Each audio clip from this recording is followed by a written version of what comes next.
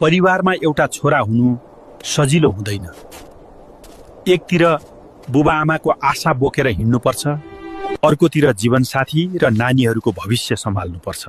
आफ्नो सपना मनभित्रै चुपचाप थन्क्याएर सबैको खुसीको लागि निरन्तर अघि बढिरहन्छ। थाक्दा पनि अनुहारमा मुस्कान ओढेर। न त खुलेर रुन सक्छ, न त हार मान्न पाउँछ। दायित्व र जिम्मेवारीकै बीच आफ्नो दुखाइ मनमै दबाएर परिवारका लागि अडिग भएर उभिन सिक्छ।